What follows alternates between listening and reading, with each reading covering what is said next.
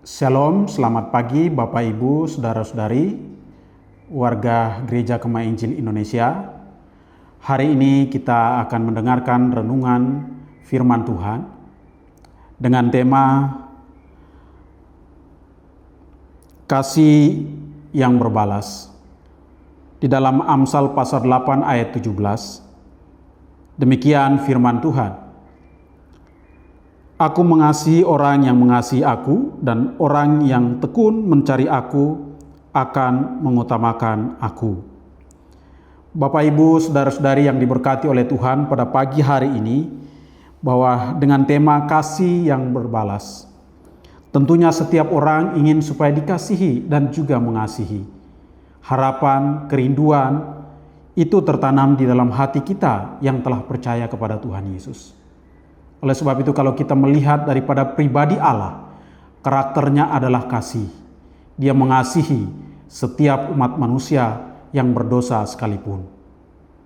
Namun pada pagi hari ini kita melihat bagaimana Allah bekerja, Allah menunjukkan kasih-Nya kepada setiap kita yang berdosa itu.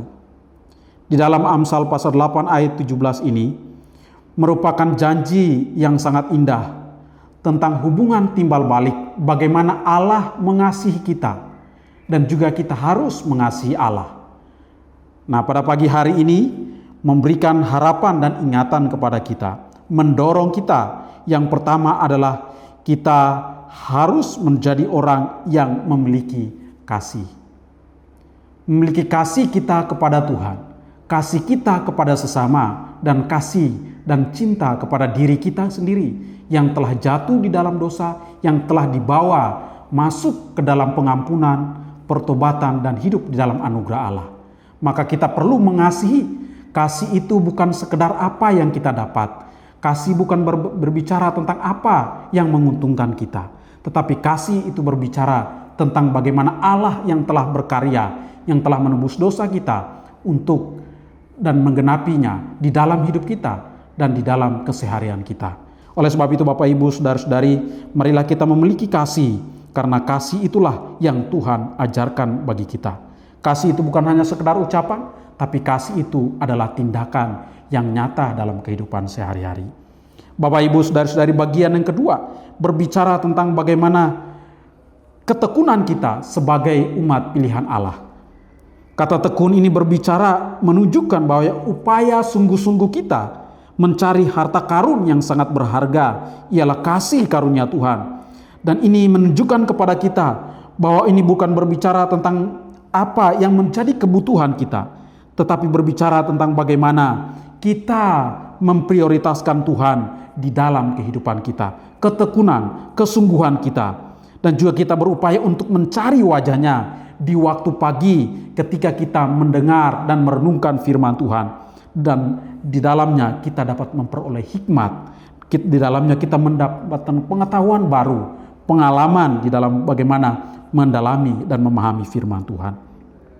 Maka Bapak Ibu, saudara-saudari, bahwa marilah kita memiliki rasa haus, lapar akan kebenaran firman Tuhan.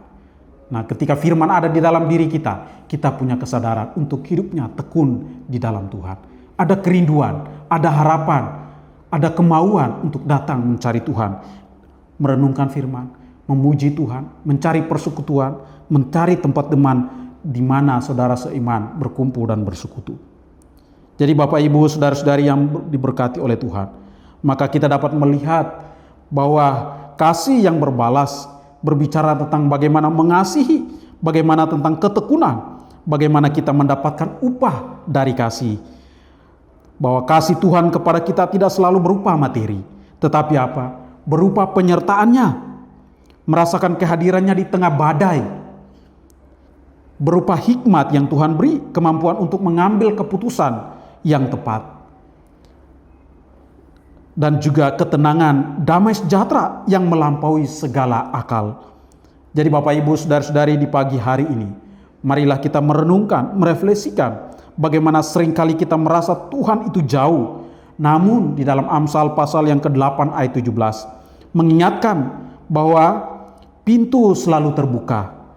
Pertanyaannya bukan apakah Tuhan mau mengasihi saya, melainkan seberapa tekun saya mencari dan mengasihi Tuhan.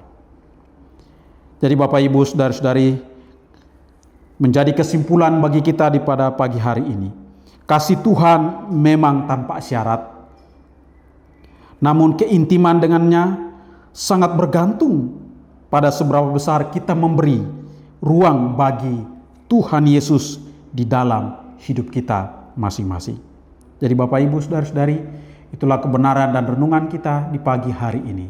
Kiranya Tuhan Yesus memberkati kita, warga Gereja Kemah Injil Indonesia. Amin.